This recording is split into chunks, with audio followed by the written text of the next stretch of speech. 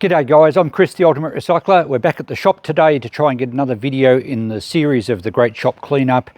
We have to keep at it because we don't know when the place is going to sell. The owners have got the place on the market. Hopefully we have quite a while. I've talked about that a lot in recent videos. So we're just going to plod away, steady as she goes, eating that elephant one bite at a time, all those YouTube cliches. So we're going to get something out of the back shed. Well, actually, I'm going to look at what I'm going to do in the back shed today. We'll probably still do another box in the storeroom inside. They all need to be done. There's really no spot that I have to have cleaned up first. It's just a matter of pacing myself. And I thought, because the weather's nice, we're having a late autumn warm spell. The grass is still growing. I should try and get a lawnmower ready and sell it. So there's one right next to me. Let's have a look at it. I have quite a few small engines here to deal with. And the one right at the front here is I'm not sure what brand lawnmower it is. It's got a Honda engine on it. Let's take the catcher off the top. And the guy that used to own it, the old bloke, used to start it with a drill. It's an old trick. You take the starter assembly off. He probably did it because the rope broke, or perhaps he had troubles pulling the rope. He was quite elderly. And you can get a socket to fit on the flywheel nut, and you just get a drill on there and crank it over, and it's a pretty easy way to start them. It's not ideal. And certainly I can't really sell it like that because most people, aren't really keen to buy a second-hand mower that they then have to put a drill on to start. I think I've got the starter somewhere in a box, but there also is another motor here exactly the same that I can borrow or pinch or loan the starter mechanism from. So I'll have a look at that in a second. It's quite dirty. This was his main lawnmower. I think it worked quite well. It is a Rover. I thought it might have been, being red. And it's a genuine Honda GCV 160, so that's 160cc. It's probably about a 5 horsepower. It's a good quality engine. They run beautifully. It's an overhead valve. So I think we'll take that home, perhaps via the car wash, and give it a bit of a clean up. And we'll give it a good service. We'll fit the other recoil starter to it, maybe replace the blades if they need doing. Any little jobs to sort of neaten it up to make it saleable. I did notice the handle on the back there's obviously lost a rivet. We'll put a new rivet in there. The catcher itself looks okay. So we'll do that in a separate video, which I'll title, servicing a Honda motor or something like that, to save taking up time in this playlist. But I'll take that home. I'll put it in the van now. We might wash it later today, and I'll get to that soon. But it will get something out of the shed. We'll do the same thing down the track with this. It's a Honda again. It's a GX 160. Again, same size cc. So it's probably, it says 5.5 horsepower on it. But that's a horizontal crankshaft set up on a water pump. The guy made a neat little trolley for it. So we'll give that a check, a service, and that should sell quite well. There's another motor here with an electric start on it. And it looks identical, size and everything, but it's actually a Chinese copy of a Honda. So again, we'll check that out, give it a service. Hopefully it goes all right, and we can sell it. So over the next few weeks or so, I'll try and get to these, get them all serviced, cleaned up, and get them into the shop. There's something that we don't really need the shop to sell, but it will help. But I could advertise these on Marketplace and probably find a good buyer anyway. So down the back here, there's lots of boxes of stuff under these blankets. I've tried to keep the birds from messing them up, which they have, unfortunately, on this motorbike. They've made a real mess of it, so I'll have to clean that up. Hopefully the bird droppings don't affect the paint too much. Here's an old ride-on mower. It's a very early one, probably a Rover, and there's another spare engine of something else sitting on top of it. But this engine is the same as the one on the other lawnmower. It's a GCV 160. That's the starter assembly we need. So I'll take that one off. It's only 3 10mm nuts to take that one off. And I can then take that and put it on the other lawnmower, get that fixed up. I think there is a spare starter in a box somewhere, but I probably won't resell this ride-on mower. It's actually had the undercarriage removed. He may have just used it as a runabout. It may have been robbing parts from it. I noticed there's no drive chain there. In fact, there's the chain in there. So not sure what we'll do with that. It may just be sold as a rolling frame. Perhaps I'll sell the motor separately. We'll work that out down the track. But in the meantime, I'm going to borrow, steal, loan that starter assembly. So I'll get that off now. Then we'll get the mower into the van, or take that home for now and give it a wash at some stage. And there we go, that's going to fit fine. It's the same model motor, it should. It looks undamaged. I made sure we had the screen there, and the nuts had been left on this, so the nuts from this one I put back on the other motor. That's going to be good. It even looks like the same amount of aged look to the plastic. So, okay, I'll put that in the van for now. Let's go and have a look in the storeroom and work on another box in there. Back in the storeroom now to have a look in this box, and it's going to be more electrical stuff, but then again I did find all sorts of weird stuff in this shed. So I've got an empty box here. We'll go through it here. It's easier than getting all this dirty stuff on Christine's counter. As I mentioned, this is a mains clock. I think it's a Smith's Cetric. So it's a mains powered clock, very Art Deco, probably 1940s or 50s. But the plug's been cut off. I don't know why. It might have an issue. And you know I want to do a repair video on that one day, so that might be packed aside. I'd much prefer to get them going than sell it as is. What are these things? High quality architectural fitting, a strip light. Quite vintage. It's not going to be LED, not this old. It looks sort of 50s from the colouring. Famco. Okay, it's a brand new strip light. How does this work? Is that the back? Nothing else in it. It must have, oh, there's a switch. It must have a globe that goes along there like a fluorescent tube. And maybe I've got some in here, not sure. Interesting, they're new in packet, but I don't know what sort of value they're going to have. I mean, people don't buy old fluorescent lights anymore, they buy LEDs. So I might have to do a bit of checking on that.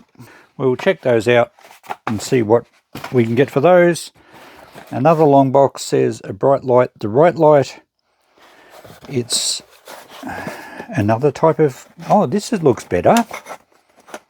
Okay, this takes a fluoro tube. Why won't that come out?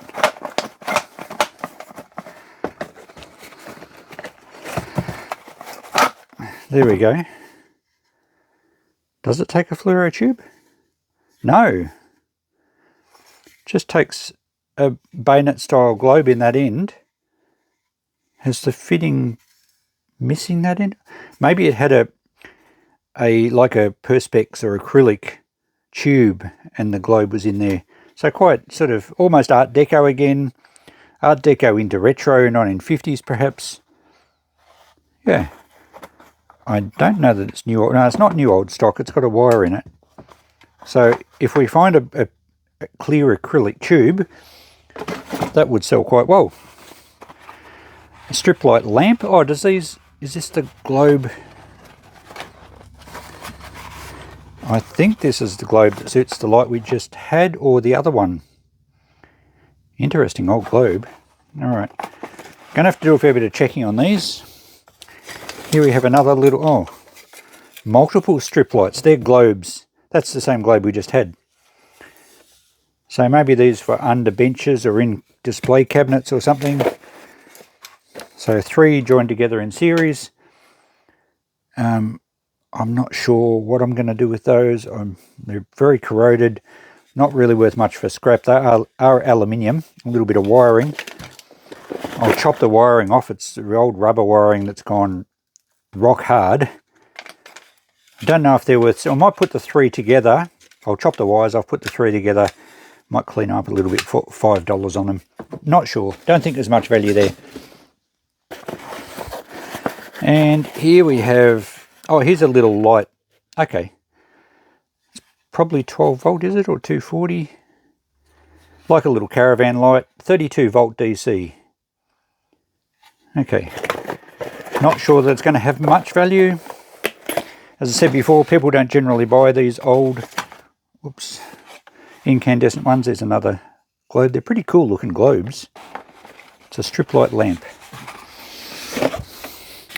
So what's in these? More globes, I guess.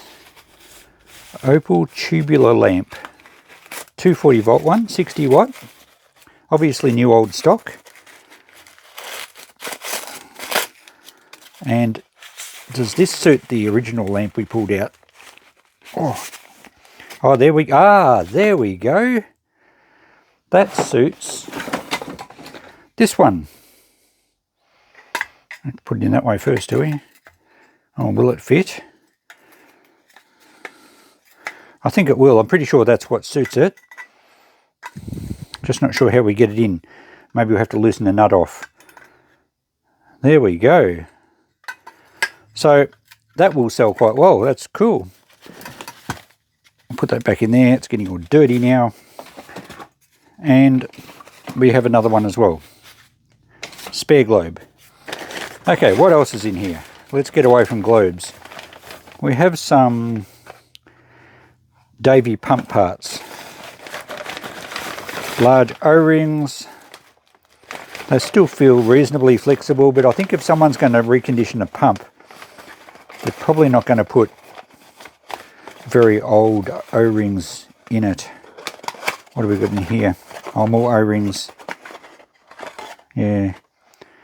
They may have perished a bit. I don't think they're going to be much good. As I said, if someone's going to recondition a pump, they're not going to cheap out on second-hand O-rings, even though they've probably never been used. So I will check that out, but there's a fair chance they'll have to be rubbish.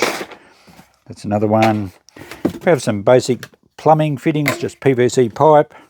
I sometimes make up a box lot of this and a farmer will buy it, just like $5 the lot. No real value there. We have Ajax pump parts. I think I mentioned in the last video that the old guy did repair pumps. Oh, these are big spacers, metal parts. They all look very second hand. I think these will be just scrap metal. That one might be, oh no, that's just cast iron. And a large leather type washer. So I think they'll just go in the scrap bins. When I packed up the shed, I wasn't really sorting good stuff into the boxes. I was just packing boxes to get them as full as I can. So there could be a bit of rubbish in them. An electric paint sprayer.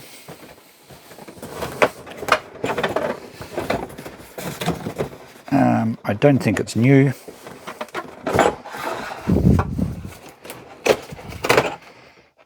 The boxes had it. The plastic's all brittle. Yeah, it's definitely been used. Old Fields. Might still have some value. I'll check that one out online. Now, this looks like rubber seal for something. Don't know what, and it's very dirty and it looks a bit perished, so that'll have to go in the bin. And some more rubber sheeting. Not sure what this was from. Someone may have a use for it, but don't see much value in it. What's down here? Oh, we have a Shell tin. That'll sell well. 1 quart Shell oil tin. I'm thinking it'll wash up nicely. I'm thinking at least $20 for that one. So I found some value at last. And the rest of this looks like large power meters, control boxes. I don't see a lot of value here either, really just scrap probably. This one may sell because it looks a bit steampunky, but it's like a hot water timer switch.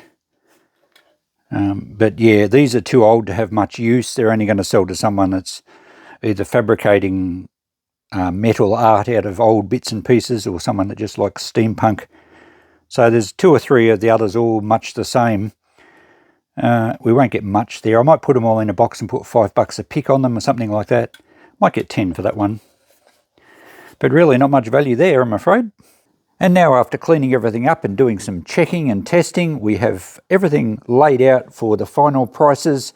I won't actually write lists, but I'll go through them, and if you are interested in buying anything, perhaps take note of the timestamp on the video so we're not confused about what you want and what price it is. Sometimes I guess at the start of the video and I change it quite a lot at the end. So what have we got here? Well, the O-rings, there was quite a few new ones in packets that still should be fine. Southern Cross, Onga. This is an Onga part as well. These Davy O-rings look quite new inside. I'm sure they've never been used. And the larger ones that I pulled out of the bag earlier, I'm just going to put $10 on that, and I'm sure someone will grab that. What have we got here? The little 32 volt fluoro light, I thought I'd put $10 on. These three, I chopped the old wiring off. I'm just going to leave them as they are. I didn't clean them up. I'm just going to put $10 on a 3, and someone can do whatever they like with them. They'd clean up really well, and they're really cool vintage lights. As far as the 2 new globes go, I'm going to put, I think, $5 each on those. Mainly really just because the packaging's really cool. These strip lights here, I'm not sure what sort of globe goes in here. I didn't find any to suit it, but they are brand new.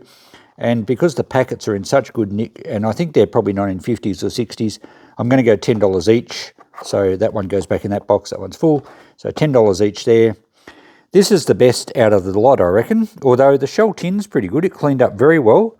How's the top? You don't see them in that condition very often. I think it's still got oil in it. So it's a bit of a dent in the bottom, but it's a really good example, and old oil tins are quite worthwhile, very collectible. It's a 1 quart, so it's pre-metric. I think I'll put $30 on that one. And same price on the Deco light here. I remember we found those globes. I managed to work out how to fit it in. I've cleaned it up a little bit, and I've just temporarily wired a cord to it. If someone does buy this and wants it wired in properly, they'll have to get a qualified electrician to do it, because it is a metal construction, and it really should have an earth wire on it. It has a place for an earth wire down this end, and also the wire going through the metal isn't ideal. It's good for a test, but if someone actually wants to use the thing, it will need to be wired properly. And with this, did I say 30 or 40? I think I'll put, whatever I said, I think it was 30. And you get a spare globe. So that's a new one out of one of the packets. And the other one has another globe in it. That was the box for this light. Let's plug it in and show you what it looks like. There we go. I had to put the phone down to plug it in, but it looks pretty cool. So it actually looks like it has an acrylic tile type cover or diffuser, but that's actually the globe. I don't know if you can still buy those sorts of globes. I'll unplug that while we're talking. But if you can't get them and you want to still use the light, or you have a spare for a start, I think you could put a normal longer globe in. You can get thinner, longer globes, and you could probably just get a bit of opaque acrylic and sort of slide it in. I'm sure there'll be a way of doing it, but you may even be able to buy those globes still. I haven't honestly looked. So we're going to go 30 on that, and you get the spare globes. With the pump parts here, the Ajax pump parts, these, I think they're called leather buckets. They're the kind of the part that slides up and down with the piston inside the cylinder. They're 3-inch, and I think these have never been used. And I reckon, I think you can still buy them. I think they're fairly expensive. So I'm going to put $20 on that box of pump parts. And if someone's got an Ajax pump, they will certainly see value there. What else do we have on the bench here? We have this paint sprayer, the airless electric paint sprayer. Can't speak tonight. The plastic base on here fell apart when I took it out. It was all brittle. The rest of it's okay. So it's usable, but it kind of doesn't sit neatly like I think the base was to give it some stability when you put it down on the bench. But it does seem to work. I put it on my appliance tester. It tested safe. It makes that really loud buzzing sound, so I'm pretty sure it would work fine. Original box. It has been used, but not very much. I'm just going to put, say, $20 on that, and that will do that. So there we go. That's everything I'm going to price, I think. The only things I haven't got here are the old Smith's Cetric electric clock that I've taken home, and that rubber matting I will keep because it'll be great for cutting gaskets and things for water pumps, and I may use that down the track. Oh, I nearly forgot these. Back in the storage shed where we unpacked the box, and these were all the ones that were in the bottom of the box. I'm going to ask $10 each for the bigger ones, just because they're kind of steampunky and someone might like them. You know, if someone's fabricating a robot, they'd look pretty cool. That's a main switch one, that one. They've probably got a fair bit of scrap in them as far as brass and silver contacts and everything go. So we're going to go 10 each on those 3. The little one, perhaps 5. And I took the screws out of one of these just to see what's under the cover. And it looks like it's some sort of perhaps it's a timer switch as well. It has a little motor, a little gearbox, a whole heap of switches that are operated from a cam, and a solenoid. So pretty cool little box. Again, quite steampunky. I think I'll probably get $10 each for those. I'll leave the box lids off them maybe, and people can decide what they want to do with them. The micro switches might be handy to reuse. The motor and the little gearbox is pretty good. I don't know, it must be quite a reduction drive because this would turn very slowly. Anyway, we'll try 10 on those each. If nothing else, they'd be pretty good scrap value, but we'll rather sell them if we can. So that gives us over $200 for everything we got out of this box. And a quick glance at next week's box. Well, not next week. Well, depends when I get to it. I'm doing boxes out of here as often as I can. Looks like we have a lot more Bakelite electrical stuff, but there seems to be other things in there as well. Then where will we go after that? We would have freed up a lot more floor.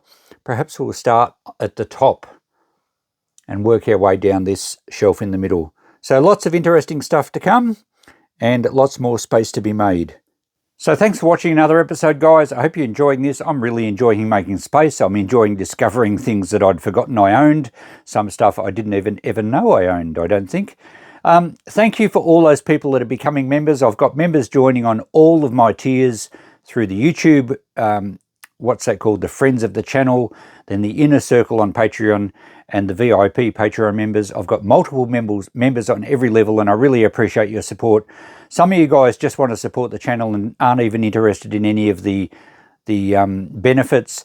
And actually, I've had quite a few sales, but not through any of the members. So the people that are on the first dibs levels, the Patreon tiers, they're getting to see the videos 24 hours earlier. I think people are enjoying that, but I haven't had anyone jump in and say, I'll have that. But I have made sales from when the general public get to see it. So look, it's not all about sales, but I know some people that are pretty keen on collecting the stuff do like to get a bit of a look first, and that's one of the advantages of your support. But I really appreciate everyone's support. It's fantastic. I will be doing a post on my channel shortly just about the different support levels and probably the best way to go about it, because I've had a few people ask about what are the fees that come out of it, because you know, you don't want to support a channel but that most of your money goes to the platform and not so much gets to the channel. So we'll do a post on that shortly just to keep everything totally transparent. In the meantime, we'll catch you in the next video. Thanks for watching. Bye for now.